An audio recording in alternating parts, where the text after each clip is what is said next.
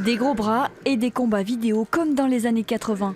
Street Fighter est l'un des jeux d'arcade mythiques de cette époque, tout comme Pac-Man.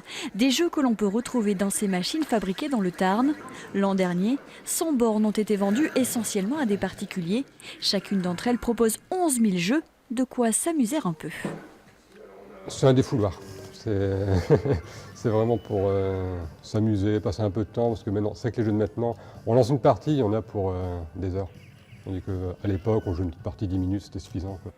L'entreprise s'est lancée dans la fabrication de ces bornes de jeux d'arcade en 2010 à Dunkerque. 4 ans plus tard, elle s'installe dans le Tarn.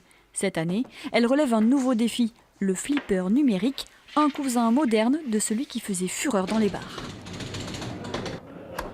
Jambes énervées, fesses dansantes, épaules ondoyantes, taille pivotante.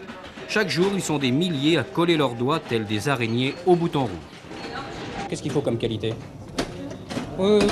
Avoir des réflexes. En 2018, l'écran numérique remplace la mécanique. Donc on n'a plus de monnayeur, on appuie juste sur le bouton vert là, c'est parti. Et comme partout, il faut vite appuyer fort, ça démarre. Et là, ouais, on a quand même les mêmes sensations qu'un vieux flipper alors que tout est électronique. Comment ça fonctionne en fait? Donc vous allez avoir une dizaine de contacteurs placés tout le long du plateau.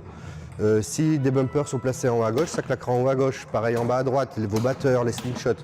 Donc en fait, le but c'était de retrouver toutes les sensations un peu physiques, tout le retour de force d'un vrai flipper, enfin d'un flipper, je veux dire mécanique. Ces machines entièrement personnalisables ont un coût, 2 390 € les bornes, près de 6 000 € les flippers.